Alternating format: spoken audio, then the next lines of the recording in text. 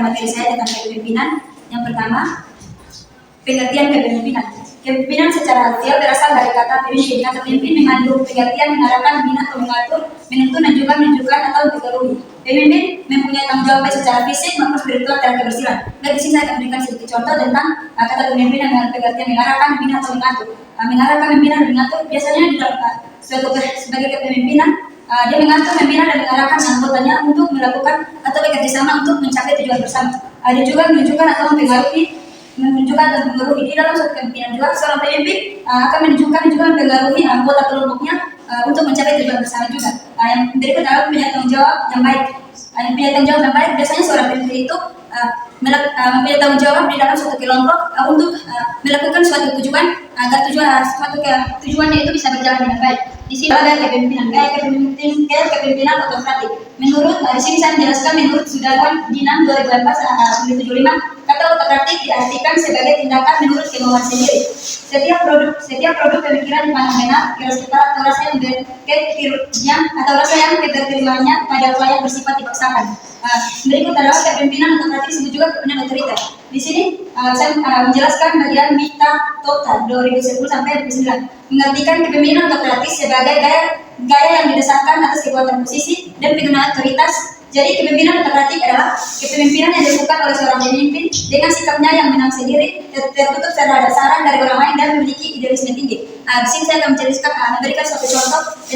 Jadi kepemimpinan otokratik adalah kepemimpinan yang dilakukan oleh seorang pemimpin dengan sikapnya yang menang sendiri, tertutup terhadap saran dari orang lain dan memiliki idealisme tinggi. Contohnya itu seorang pemimpin yang tidak mau mendengarkan saran dari anggota kelompoknya anggota pemimpinnya itu yang mau hanya menang sendiri, tidak mau mendengarkan saran dari anggota kelompoknya. Baik, yang berikut adalah tujuan kepemimpinan.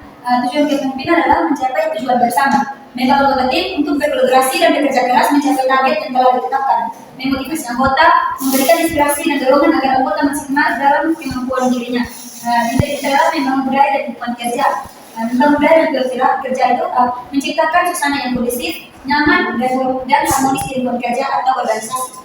Yang berikut adalah agen perubahan, menggerakkan perubahan positif dalam perilaku dan lingkungan kerja untuk mencapai efektivitas. Yang berikut adalah mengembangkan potensi tim, membimbing dan memberdayakan anggota tim untuk berkembang secara profesional maupun pribadi. Yang berikut adalah pengambilan keputusan, membuat keputusan strategis yang tepat, adil dan bijak bagi kelompok. Yang berikut adalah penetapan prosedur, membantu kelompok yang menyusun prosedur kerja yang efektif dan terstruktur. Baik, yang berikut saya akan menjelaskan tentang teori kepemimpinan. Yang pertama saya menjelaskan teori situasional, menyatakan bahwa gaya kepemimpinan yang efektif bergantung pada situasi, tingkat kematangan bawahan dan konteks lingkungan, bukan satu gaya tunggal. Yang berikut adalah teori transformasional, pemimpin yang inspirasi, memotivasi, dan mengubah pengikut untuk mencapai hasil luar biasa serta melepaskan kepentingan pribadi demi visi bersama. Yang berikut adalah teori transaksional, berdasarkan sistem pertukaran antara pemimpin dan pengikut, di mana pengikut mendapat imbalan jika mencapai target yang ditetapkan. Yang berikut adalah teori karismatik, menekankan pada karisma, kepercayaan diri, dan keyakinan pemimpin yang kuat untuk mempengaruhi pengikut. Baik, yang berikut adalah kesimpulan. Kepemimpinan adalah kemampuan untuk mempengaruhi dan mengarahkan orang lain menuju tujuan bersama. Ada berbagai gaya kepemimpinan yang dapat diterapkan sesuai konteks dan kebutuhan kelompok.